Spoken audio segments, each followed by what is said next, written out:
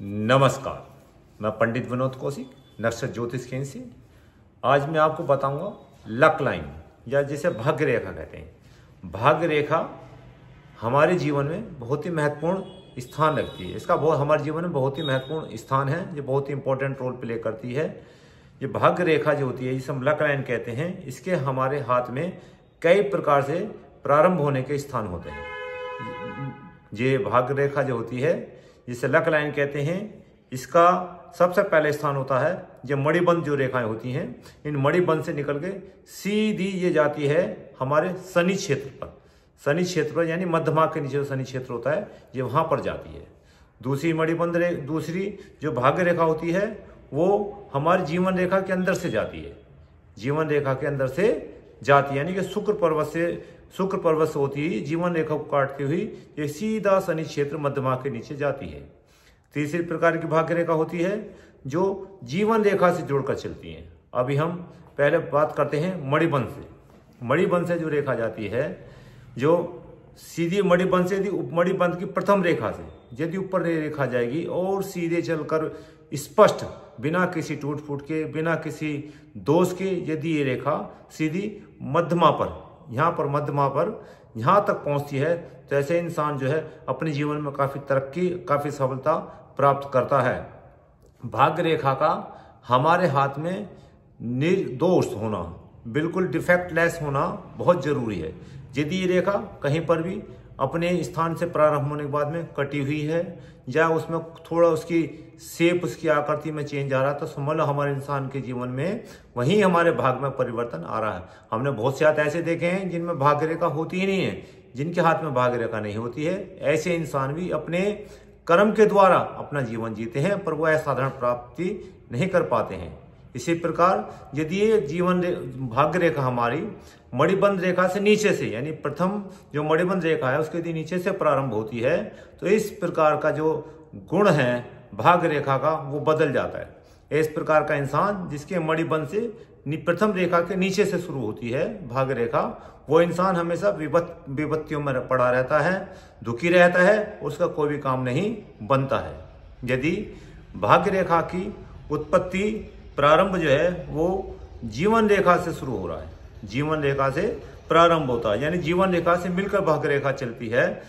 जीवन रेखा के किसी बिंदु से भाग्य रेखा का प्रारंभ होता है, स्टार्ट होती है, तो ऐसे इंसान जो है आगे अपने जीवन में सफलता प्राप्त करता है। लेकिन प्रारंभिक जो जीवन है उसका, वो अपने माता पिता के नियंत्रण में रहता है और उनके ही अनुशासन में वो रहता। जब ये रेखा भाग्य रेखा जीवन रेखा को छोड़ देगी, तब इंसान अपने स्वतंत्र विचारों का हो जाएगा और वो अपना जीवन अपने हिसाब से जीना शुरू कर देगा।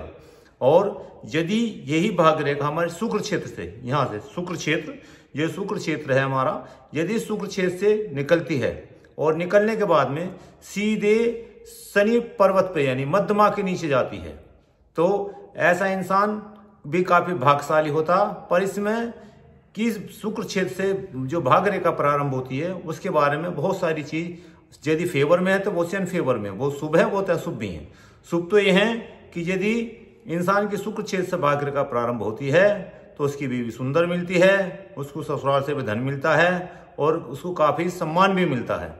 परंतु यदि जिस स्थान पर ये शुक्र से प्रारंभ होकर भाग्य रेखा हमारी जीवन रेखा को काटती है, वो जो काटने का वर्ष होता है वो बड़ा ही भयंकर होता है। इस अवस्था में इंसान काफी अधीर हो जाता है, नर्वस हो जाता है और वो जो है जब सुसाइड करने तक की भी, आत्महत्या करने की भी सोच लेता है। तो इस प्रकार की ये भाग्य रेखा जो होती है काफी, मतलब दोनों ही पक्ष इसके होते हैं, अच्छा भी होता है और बुरा पक्ष भी होता है।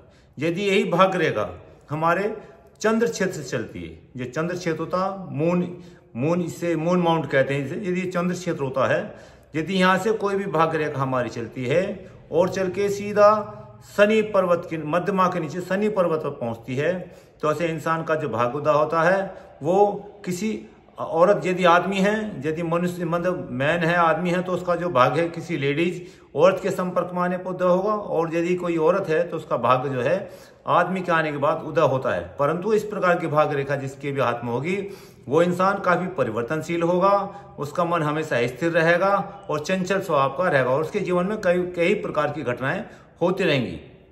भाग्य रेखा में सबसे महत्वपूर्ण यह है कि भाग्य रेखा में कोई कटाव नहीं होना चाहिए। यदि भाग्य रेखा हमारी सीधी जा रही है, भाग्य रेखा यदि नीचे को रेखाएं निकलती हैं, भाग्य रेखा से जो नीचे की तरफ डाउनवर्ड जो लाइंस होती हैं, ये इंसान के जीवन में निरंतर असफलताएं प्रदान करती हैं।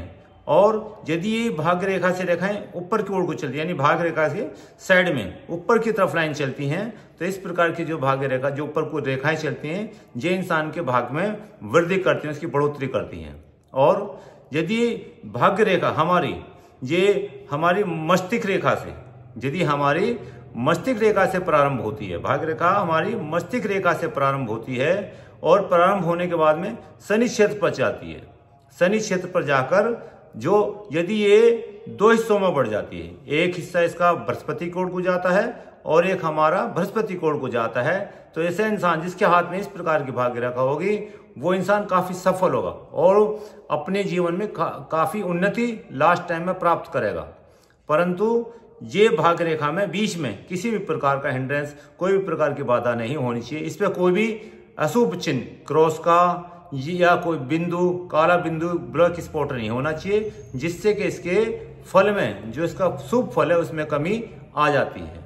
इसलिए हमने देखा, अभी हम देख रहे हैं कि जो भाग्य रेखा होती है उसमें सबसे पहली शर्त है कि भाग्य रेखा का जो प्रारंभ से अंतिम तक जो है एक ही प्रकार से फॉर्मेशन होनी चाहिए, एक ही प्रकार बनी होनी चाहिए। यदि कहीं भी भाग्य रेखा प्रारंभ होने के बाद में कहीं पर फेंट मंदी हो जाती है, मतलब धूमिल सी नजर आती है, तो समझ लो वो इंसान का बड़ा कठिन समय है। उस कठिन समय को इंसान को काफी देख कर निकालना चाहिए। और यदि भाग्य रेखा कहीं पर टूट जाती है, कट जाती है, यदि जहां पे भी भाग्य रेखा टूटती है, भाग्य रेखा टूटने का स्थान जहां भी होगा, वो इंसान जो है उस टाइम काफी संघर्ष में अपना जीवन को व्यतीत करेगा।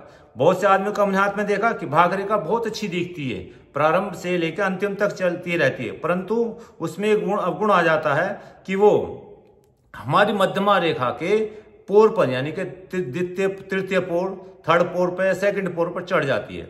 यदि ये भाग्य रेखा हमारे इस शनि क्षेत्र को छोड़कर सीधा मध्यमा के किसी भी पर में पहुंच जाती है, तो ये अशुभ गुण होता है। ये इंसान के जो शुभ फल हैं उनको रिवर्स कर देता है, उनको बदल देता है, यानी कि इंसान का कोई भी काम आसानी से नहीं बढ़ने का और वो अपने जीवन में असफलताओं को प्राप्त करेगा। असफलता प्राप्त करने के कारण उसका मन हमेशा खिन्न रहेगा। इसलिए आज हमने देखा कि लक लाइन, जो ये भाग्य लाइन होती है, हमारे जीवन में इसका क्या महत्वपूर्ण स्थान है। धन्यवाद।